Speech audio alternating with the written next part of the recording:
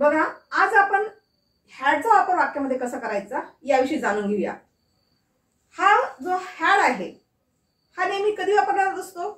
ज्यावेळेस दिलेले वाक्य जे असते किंवा एखादं वाक्य आपल्याला पास्ट टेन्स मध्ये बोलायचं असेल, भूतकाळामध्ये बोलायचं असेल, तर ते इंडिकेट करण्यासाठी हॅडचा वापर केला जात असतो। तर एकच गोष्ट लक्षात ठेवायची आहे तुम्हाला की हॅड जर वाक्यात वापरायचं असेल तर ते दिलेलं वाक्य हे भूतकाळामध्ये असलं पाहिजे, म्हणजेच पास्ट टेन्स मध्ये।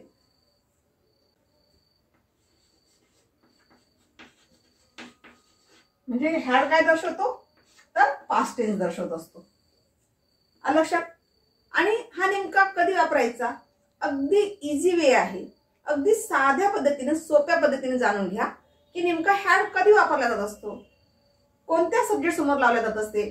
yesterday we had seen that the use of have, the use of has याविषयी आपण माहिती करून घेतली होती। म्हणजे have आणि has फक्त प्रेझेंट टेन्स मध्ये म्हणजेच वर्तमान काळात वापरला जात असते। तर आजच्या पिरियड मध्ये किंवा आजच्या लेक्चर मध्ये आज आपण काय बघत आहोत, हॅडचा वापर कसा करायचा। म्हणजे नेमकं हॅड केव्हा वापरायचं, तर हॅड हे फक्त ज्यावेळेस दिलेलं वाक्य पास्ट टेन्स मध्ये असेल, भूतकाळामध्ये असेल, तर अशा वेळेस त्या ठिकाणी हॅडचा वापर होत असतो।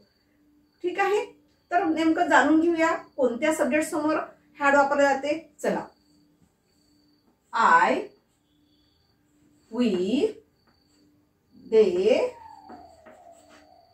यू, ही, शी, ई, नंतर पुन्हा आणखी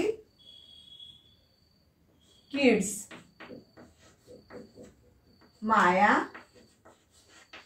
अँड राहुल, जे आपण ह्याच्या याच्यामध्ये बघितले होते तेच सब्जेक्ट आपण घेतलेले आहे। पुन्हा आणखी एकदा तुम्ही पॉज करून बघू शकता की नेमकं त्या ठिकाणी आपण हेच सब्जेक्ट वापरले होते आणि त्याच्यासमोर आपण फक्त कशाचा वापर केलेला होता, प्रेझेंट टेन्स मध्ये ह्याचा वापर कोणत्या सब्जेक्ट समोर लागला जाते ते आपण सांगितलं होतं।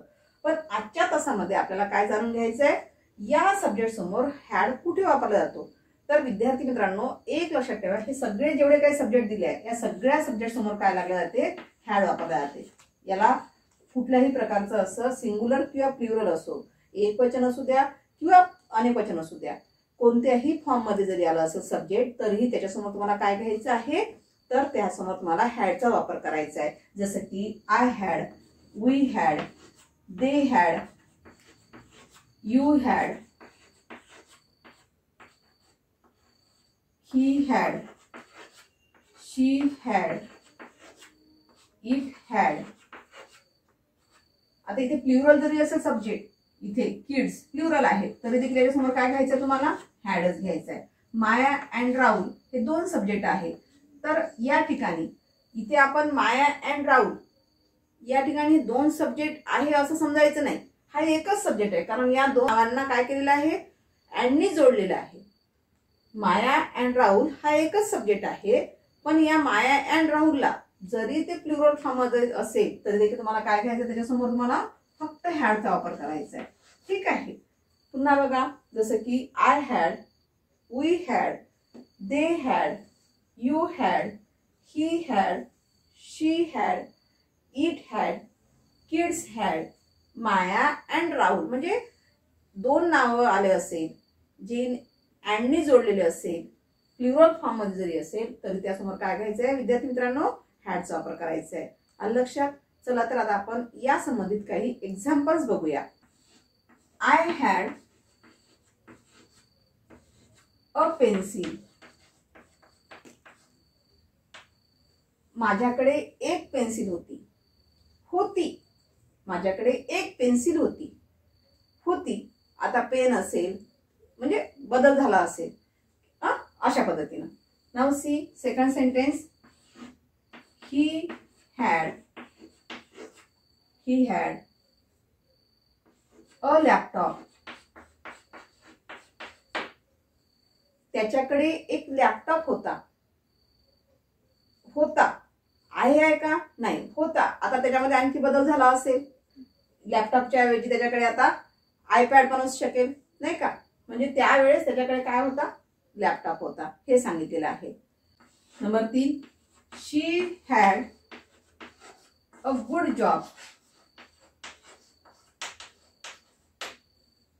तिच्याकडे चांगला जॉब होता, चांगला जॉब होता म्हणजे तेव्हाही होता, आता आणखी त्याच्यापेक्षा जास्त चांगला असेल नाही का, पण त्यावेळेस एक चांगला जॉब होता असं दाखवायसाठी सुद्धा इथे काय वापरलेलं आहे, हॅड दाखवलेलं आहे.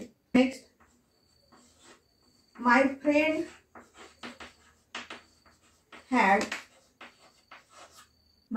Had a bungalow in Pune. बघा, मैत्रिणीकडे किंवा मित्राकडे पुण्यामध्ये एक बंगलो होता.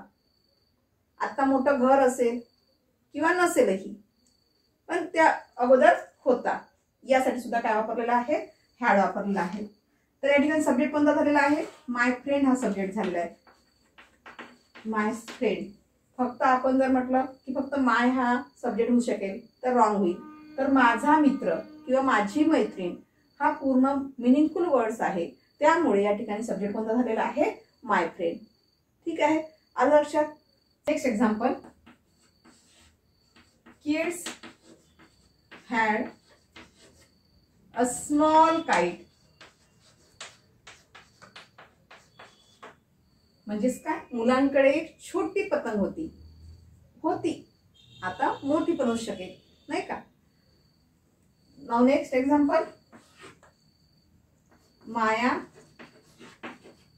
And Rahul had a small car.